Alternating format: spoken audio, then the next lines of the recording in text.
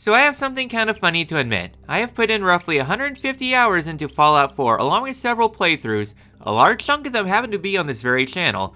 But in my years of playing this game, not once have I ever dedicated an entire playthrough to melee. In fact, the most I have ever used melee was back in the over-encumbered run, and that was just to move around. So I figured, why not? Let's have a melee-focused playthrough, and because I just hate myself so much, we're going to be doing it with one of the worst weapons in the game that you probably didn't even know was a weapon, so time to attempt to beat Fallout 4 with a walking cane. So about the walking cane, it has one of the lowest attack stats of all melee weapons at only 10, which makes it less than a baton and tied with the combi whacker. But unlike a lot of other weapons, including the mallet, you can't upgrade it to do bleed damage, which can make traditionally mediocre weapons really good. I guess to throw this weapon a bone, it actually has one of the lowest AP costs in the game for when it inevitably falls off come the mid game. As for rolls, well, I can only use a walking cane and that is it. This is going to be an experience, so it's time to start the run. So when building my character's special stats, besides having a circus on the brain, I went with a generic melee build of high strength and endurance and the rest of the points in agility and luck, though I probably should have redirected a point from endurance to either luck or agility because if I can't have any good damage, I'm going to need to rely on VATs and crits to survive. As for building my character itself, instead of looking dapper, I went with an elderly gentleman just because. Back outside in the sunshine of the future, I began looting what I can in and out of Sanctuary before beginning my trek down to downtown, bringing bugs to Codsworth. I also start scrapping the place dry of anything I can use, and funnily enough I forgot about the special book on this visit. I am having some memory issues, okay? I start posting more than when I feel like dissing Ultra Sun until I get my experience perk, then hike down the ways until I arrive in Concord. I dipped around the town and enter the Museum of Freedom to get another level up, toughness to take damage better.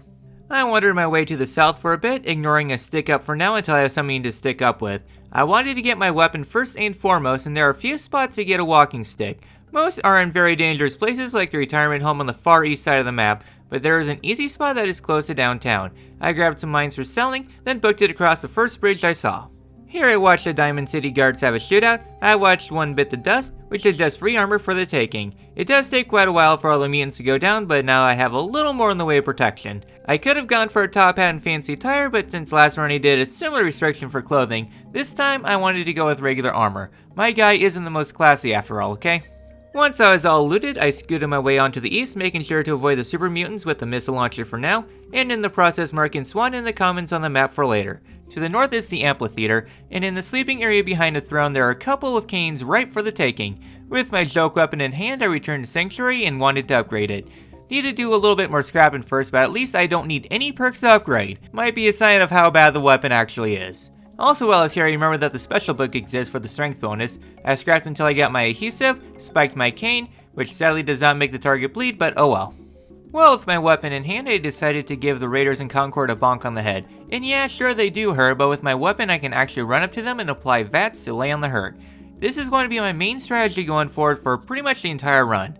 Inside the museum proper, I sprint at the raiders, catching them off guard, and off goes their heads. After I nail the last of the raiders, I talk to Preston and he wants me to take down the rest of the raiders outside. And I thought today I can go ahead and side with the Minutemen again. I haven't since my cursed over-encumbered run, so variety.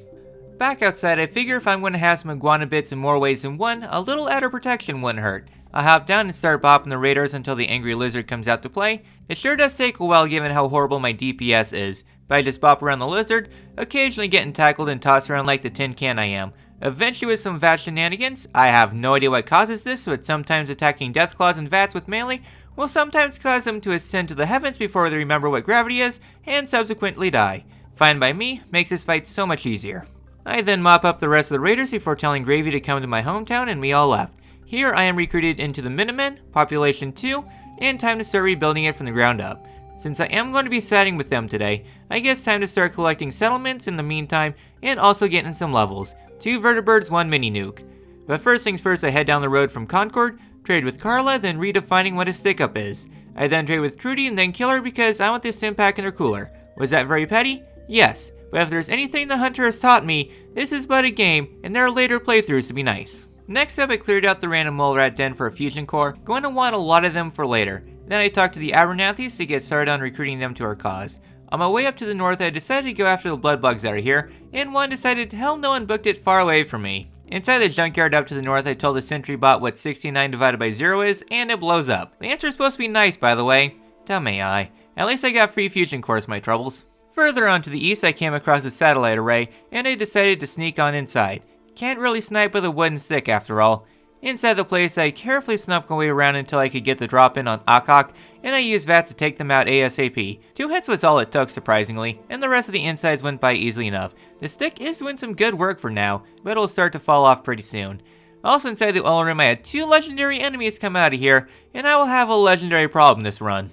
Once that was done and dusted, I used the power of time-space manipulation to whack a mole rat and take no damage in the process because VATS be VATS. I also take out a nearby mongrel that is also legendary. By weaving in and out, I could take out the mutts, and I level up at 10 Pines Bluff, where they want me to clear out Corvega. Before heading to the factory, I return to the Abernathy's and bring them into the fold, then hike my way south to the diner until I came up to the factory. Since I stuck at outside battles, I snuck my way indoors and brought the raiders to me. For the plant, I excel at narrow corridors, so by bringing the raiders to me, I can whack them into the next life without taking too much damage. I did not want to spend too much time here, so I snuck around the upstairs of the plant, way better than my Satisfactory plants, then hightailed it to Jared. By hanging out inside, I could get the jump in on him and reduce him to giblets without getting shredded by the turrets, then ran outside, since range is my weakness after all. When I dipped outside, all the raiders that were inside followed me inside to a CQC party box. I then left the factory, then went down the way where scavengers and raiders were having a shootout, but by putting the pain and cane I can wipe out both parties with these, then continue my way south into Cambridge like you normally would during the playthrough. I joined Dance in the Dance of Death, where I swung like a madman at the aggressive zombie slappers until they all fell down. Then Dance invites me inside the police station, where I restock on supplies, and then we both left to Arcjet. I charged ahead of Dance towards the dungeon, clearing out the raiders here, only for Dance to catch up once the fun was done. Kinda reminds me of my movement restricted runs. I also had a difficult time with the mongrels outside of Arcjet, but oh well. Inside of the dungeon proper, I wanted to play things safe since I have very little in the way of energy resistance, but by being aggressive and around corners it got results. That and VATS being jacked as usual. Sure, the synths love to block, but VATS solves that problem, and it's going to be my main key for defeating melee opponents. What doesn't solve problems is turrets on the ceilings, going to make getting to Kellogg fun. As for the lower floor, since I don't need energy cells, I fire up the engines immediately and fried all the circuit boards here. The fusion cells will make for a tidy profit at least. As for the final part of the dungeon, I charge in without a plan, VATS and pray, and it ends up working. Well, until one of the synths brought out Mike Tyson Punch-Out, but eventually it goes down. I grab my transmitter, left the dungeon, get a stupid amount of experience, and proceed to the next step of my plan. I don't plan on siding with the Brotherhood, but Dance will be very helpful in another way. I then returned to 10 Pines Bluff and told the seller the good news, then relayed the info to Garvey, besides bonking him for my last run. And now we can continue on with the questline. Next stop is Starlight Drive-In, which I forgot existed until now. Oops. I also snuffed the life out of those who wanted to be Snuffles until the game said stop, then I returned to Gravy to head to the next location, which is all the way across the map. Well, time to begin the hike. On my way to Greentop Nursery, I always forget this place exists. I accidentally fell into a stingwing nest and I thought I would die here, but now by using VATS I swatted at the dragonflies, then arrived at the nursery. Here they wanted me to take on the National Guard site. Oh boy. When I got there I was having a lot of ghouls pounce on me. Once I got my bearings straight I entered the office. Here I backed myself into a room and let all the ghouls come to me. Sure they did come in numbers, but by staying at the door I could pick them off. The real fun started in the hallway between the buildings. Here I was ambushed by a legendary Reaver. Not something I want to see at level 10, but by playing this fight like a rhythm, block and parry, I could take this guy down without too much fuss. I also had a bunch of outside ferals come to my CQC box. They didn't last too long. Inside the final building I led everyone to me, which included another Reaver, thankfully not legendary. After taking out the intro party I can breathe for a second.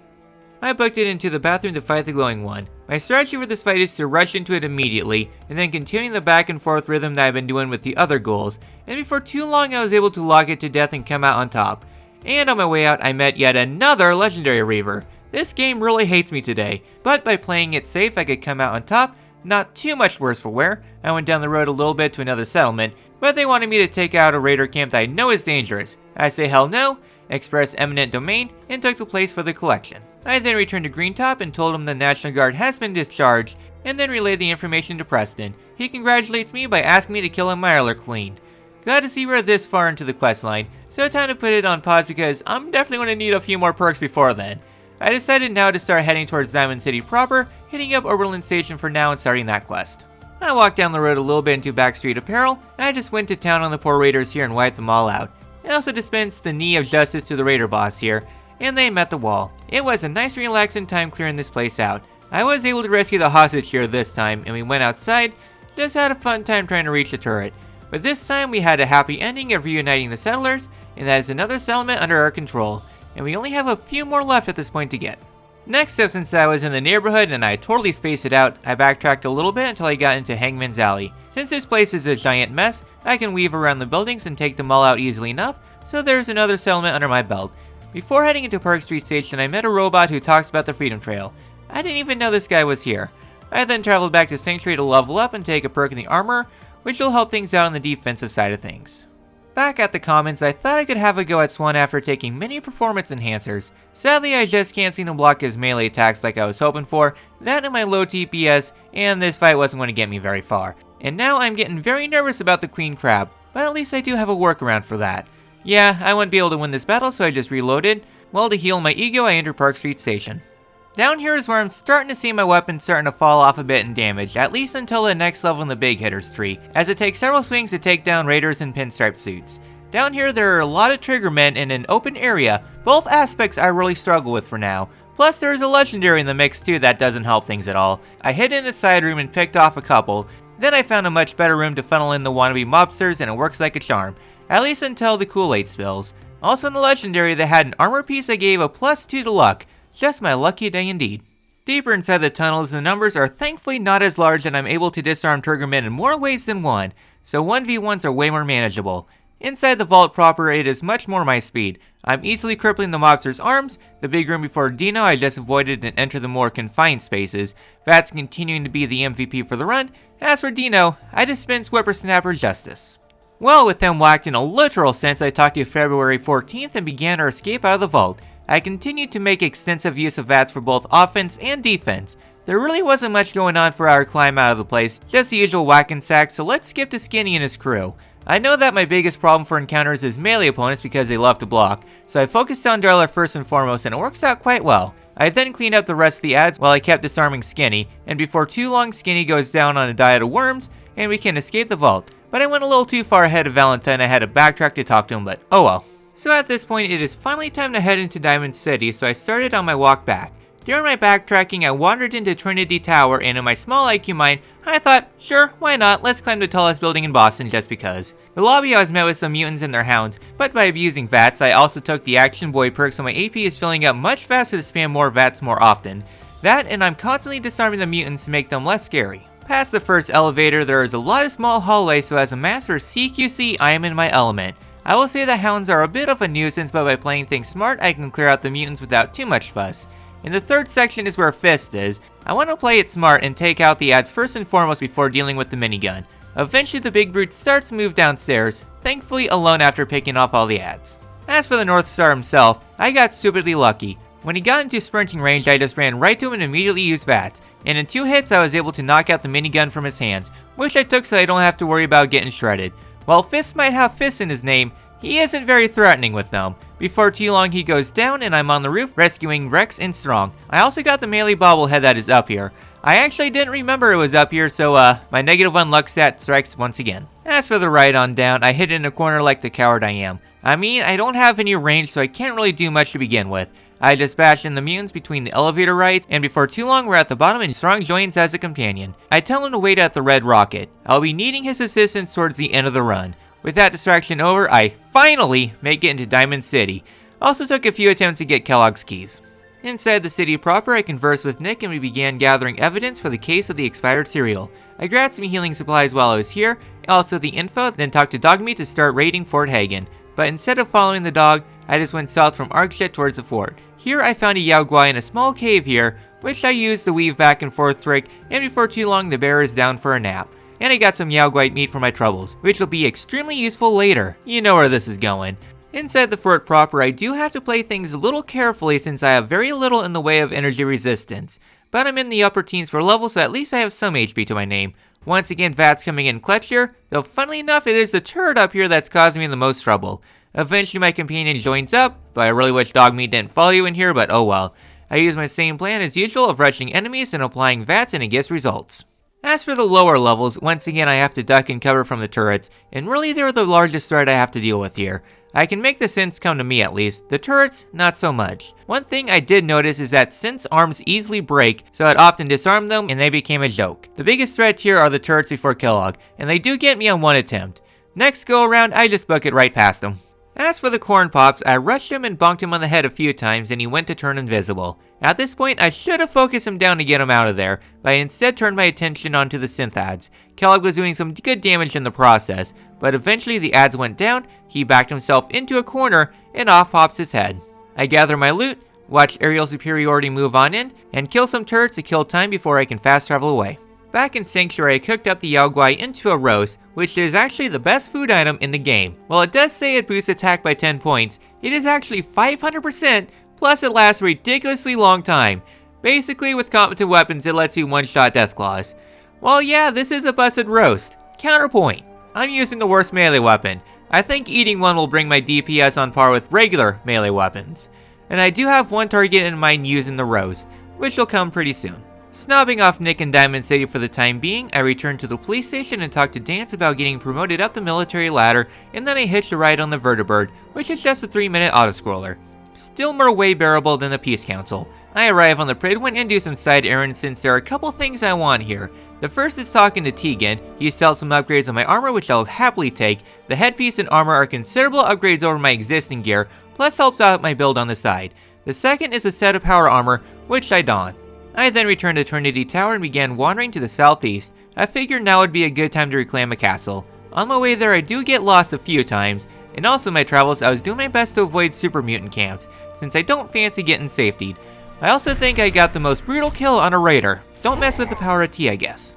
At the castle, it is time to tenderize some crab meat. Normally using melee against Mirelurks is a pretty bad idea, but by abusing VATS my attacks don't blink off their shells, and it doesn't take nearly as long to take them down.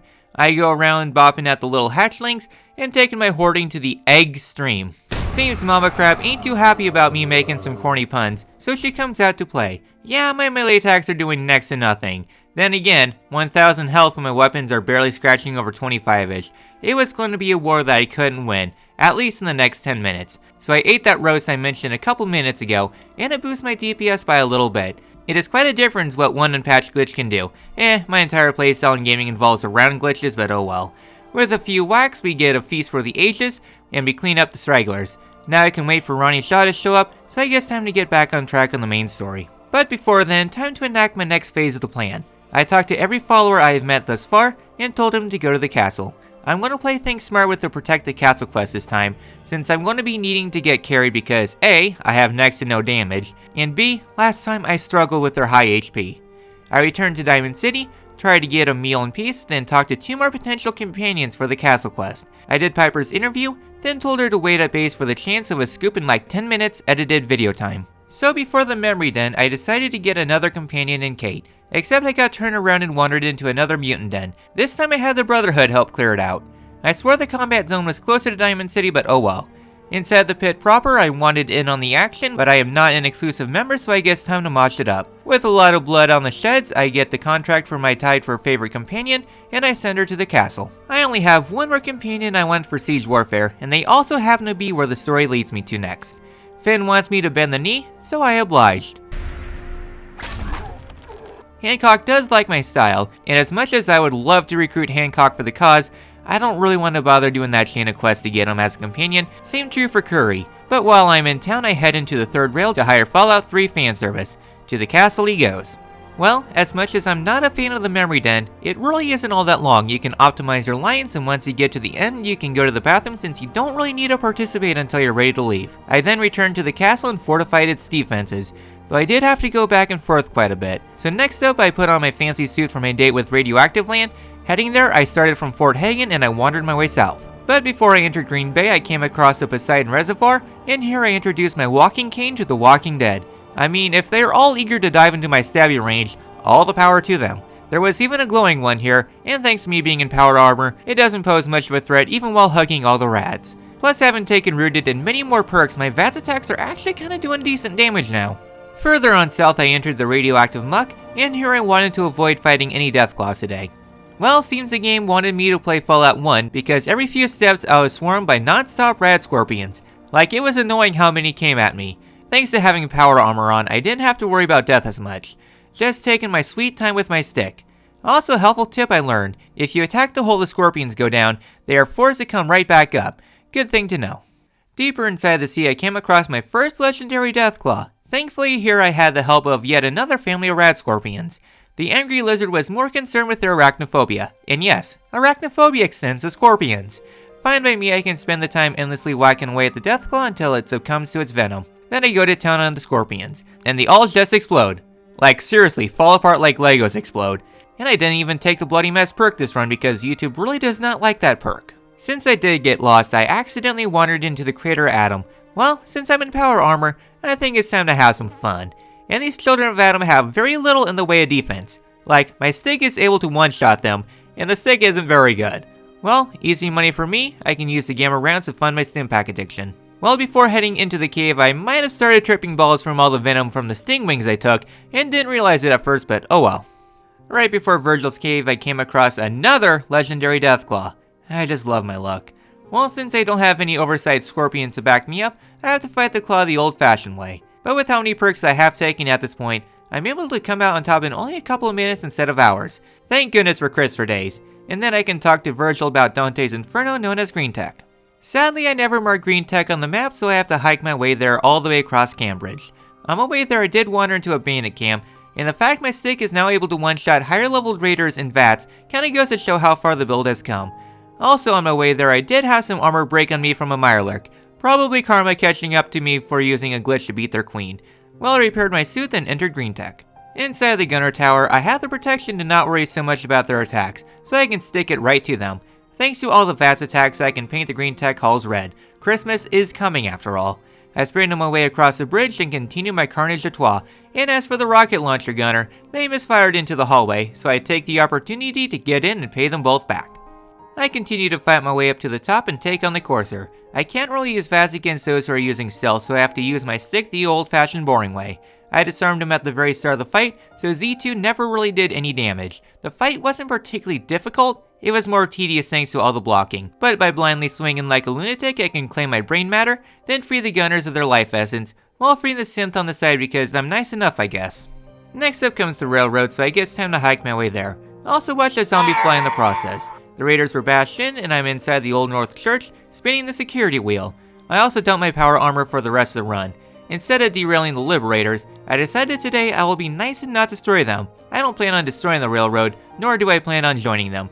Just letting them live. I'm not always a monster. I then get my plans from Virgil, then return to Sanctuary. I was going to start building the teleporter and start in that, but right as I started to build, I got the notification that Ronnie Shaw showed up to the castle, so I guess time to make a detour to get that knocked out, so I'm not bumbling around for a long while like the last time. I talked to Ronnie, then shoveled out the concrete to get into the basement. Seems whoever was here last had a thing for mines. As for Sarge, he really wasn't wanting to play nice today, but by abusing VATS and all the crits I've banked up, I can do some serious damage. Today Sarge went on a diet and was able to maneuver around the archways he normally gets stuck on, but by planting my feet in time slow I can come out on top, get a considerable upgrade in firepower I can't use, then blast the shack into next week. All that is left for the Minutemen is the endgame stuff. After that little detour, time to actually get started building the teleporter. I had just enough stuff to build my teleporter, and before leaving I told Preston we have ICBMs, then teleported inside the Institute. So I had a funny time on the inside. Seems the anti-aging process isn't quite going what I had in mind.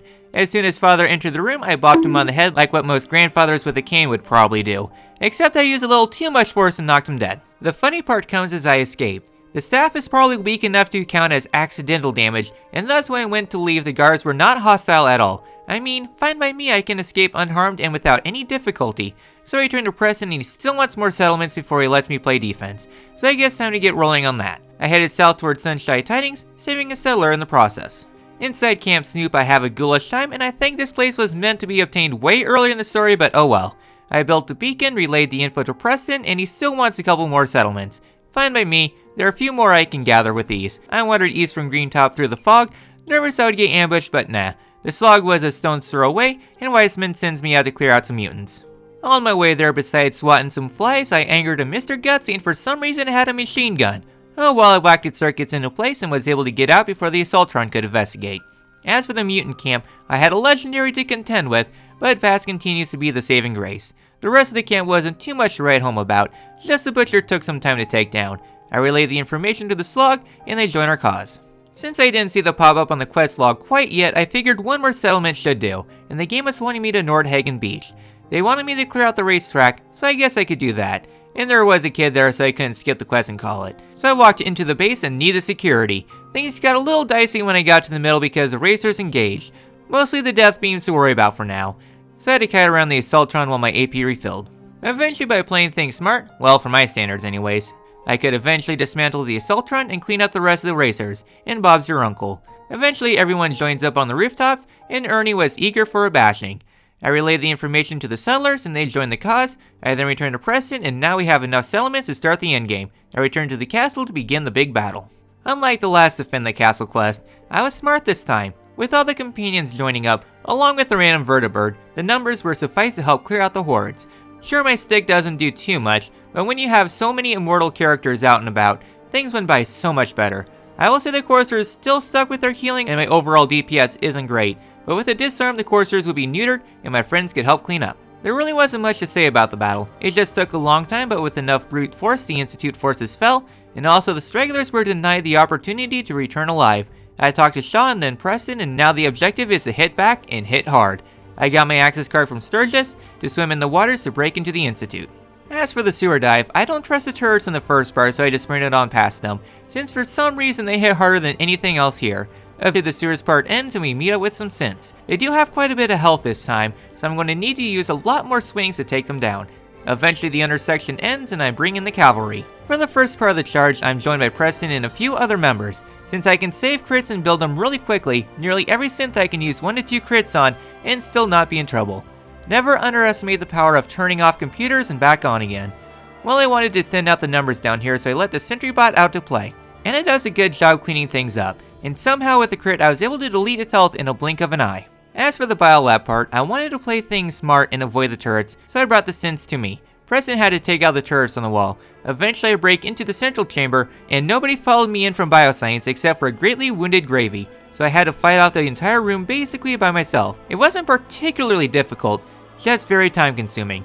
I wish there was more to say, but really the battle was the same as previous battles, just more drawn out. Eventually the room was cleared out and I could go into Father's office. I put him on the couch for a quick nap, then I issued the evacuation orders because I'm nice enough to do that. Just ignore me using scientists to build up crit. In the final section, I pumped myself up on every drug under the sun and charged right on through. But when I planted the bomb, Preston glitched out and never joined me, so I had to reload. Turns out Gravy was just spending time in the previous room making sure nobody left alive. In the successful attempt, I do the same again, and I was able to sneak to the reactor somewhat, plant the Big Bang, brought the Benjamin Button case with me for once, blew up the Institute, and successfully beaten Fallout 4 with a walking stick.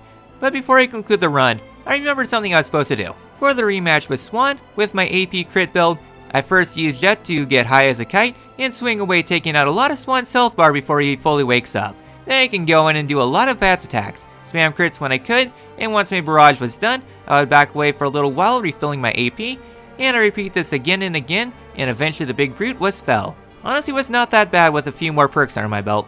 Overall, the run was alright for a first go at melee. Early on the stick was pretty decent, sure doesn't hit that hard, but the fact that I could spam a lot of VATS attacks helped out quite a bit. And I also made a pretty good call going for a heavy crit build, being able to unleash 5 attacks in a row with some crits in there while not taking too much damage in return sped up many encounters. Though the biggest weakness is the very poor damage, and once again not being able to bleed enemies. But overall the cane wasn't as bad as I thought it would have been. And overall with this playthrough I had some fun breaking out of my comfort zone and experimenting a bit, and I can see why some people like using melee weapons in Fallout, though getting shot at in the process really wasn't quite as fun. As for what's to come next, I have no idea what I will do next, but just know I have started working on what could possibly be the longest run so far on the channel for runs, and it is for Fallout 4. Stay tuned for that. Anyways, if you like the run, be sure to give a like, subscribe for more masochism and any other ways I could torture myself, leave them down below. This has been Orpheolus, and I'll see you on the next run.